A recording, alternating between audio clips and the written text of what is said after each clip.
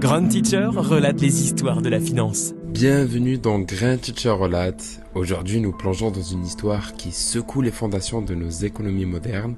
Nous allons explorer les dangers cachés derrière des banques que l'on croyait intouchables, les risques mal maîtrisés et les faillites qui marquent l'histoire. Imaginez un édifice majestueux, symbole de stabilité.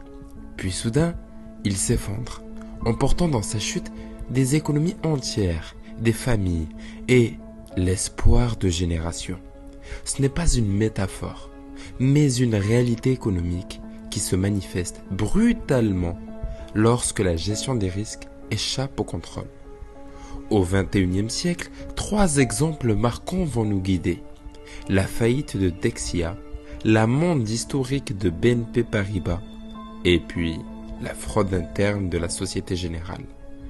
3 événements emblématiques qui rappellent à quel point une banque peut devenir à la fois un géant et un colosse au pied d'argile. Nous sommes en octobre 2011. Le monde n'est pas encore remis de la crise financière de 2008. Pourtant, c'est à ce moment-là qu'un autre géant bancaire européen, Dexia, vacille. Une banque franco-belge réputée solide jusqu'à que le sol s'effondre sous ses pieds. Mais que s'est-il passé? Revenons un peu en arrière. Au début des années 2000, Dexia est la référence. Elle finance les collectivités locales, elle inspire confiance. Mais dans l'ombre, des erreurs de gestion s'accumulent. La banque joue avec le feu. Une stratégie d'investissement risquée, des actifs toxiques, des prêts mal calibrés. Puis survient 2008. La crise des subprimes fait voler en éclats les rêves de stabilité mondiale. Dexia, exposée, tente de tenir, mais l'effondrement est inévitable. En 2011, les chiffres tombent comme un coup près. Près de 3 milliards d'euros de pertes. Le gouvernement français est obligé d'intervenir. 2,6 milliards d'euros sont injectés pour recapitaliser Dexia. Un sauvetage aux frais du contribuable. Une somme colossale qui aggrave le déficit public de 0,1 point. Dexia devient un symbole des dangers d'une banque qui joue avec les risques sans filet. Passons maintenant de l'autre côté de l'Atlantique. Nous sommes en 2014 et les États-Unis frappent fort. Une des plus grandes banques européennes, BNP Paribas, est accusée de violation massive des embargos économiques américains. La sentence tombe. 6,5 milliards d'euros d'amende. Oui, vous avez bien entendu.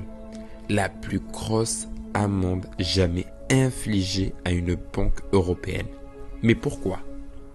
BNP Paribas avait contourné des interdictions, facilitant des transactions financières avec des pays sous sanctions, comme l'Iran ou le Soudan. La banque, qui croyait pouvoir jongler avec les législations complexes, a vu ses erreurs sanctionnées au prix fort.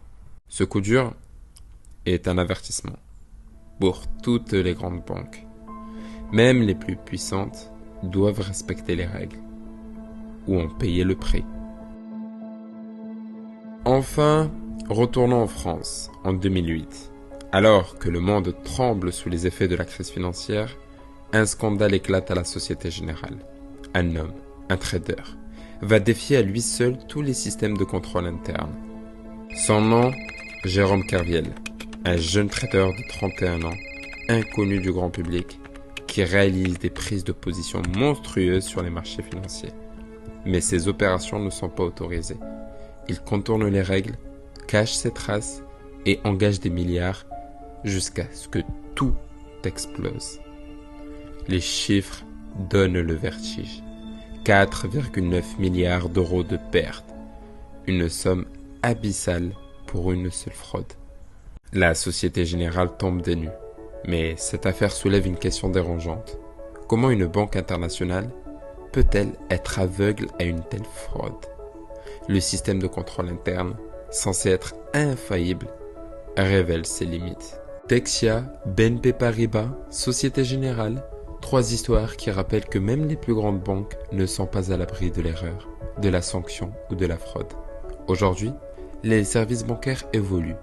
De nouveaux acteurs, comme les conseillers indépendants et les courtiers, s'imposent. Les canaux digitaux prennent le relais des agences traditionnelles.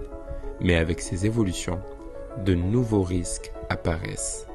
La régulation se renforce, poussée par une demande croissante de protection des consommateurs.